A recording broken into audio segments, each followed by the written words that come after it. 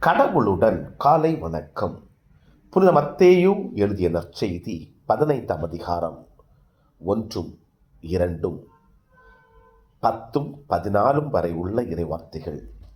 அக்காலத்தில் பரிசேயரும் மறைநூல் அறிஞரும் எருசலேமிலிருந்து இயேசுவிடம் வந்து, சீடர் மூதாதையரின் மரபை மீறுவதேன்?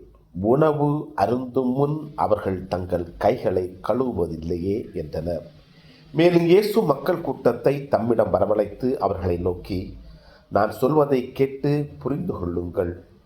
வாய்க்குள் செல்வது மனிதரை தீட்டுப்படுத்தாது, மாறாக வாயிலிருந்து வெளிவருவதே மனிதரை தீட்டுப்படுத்தும் என்றார். பின்பு சீடர் அவரை அணுகி, பரிசேயர் வார்த்தையை கேட்டு மனவேதனை அடைந்தனர் என்பது உமக்கு தெரியுமா என்றனர். இயேசு மறுமொழியாக, என் விண்ணக தந்தை நடாத எந்த நாற்றும் வேரோடு பிடுங்கப்படும். அவர்களை விட்டுவிடுங்கள். அவர்கள் குருட்டு வழிகாட்டிகள்.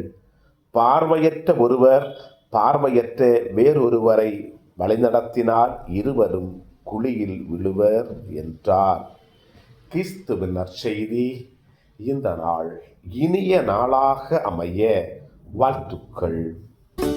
பல பல பல புதுமைகள், பெருமைகள், இனிமைகள் இறங்கிய நல்ல நாள், ஒரு நல்ல நாள், நம் தேவன் தந்த நாள். இது நல்ல நாள், ஒரு நல்ல நாள், நம் தேவன்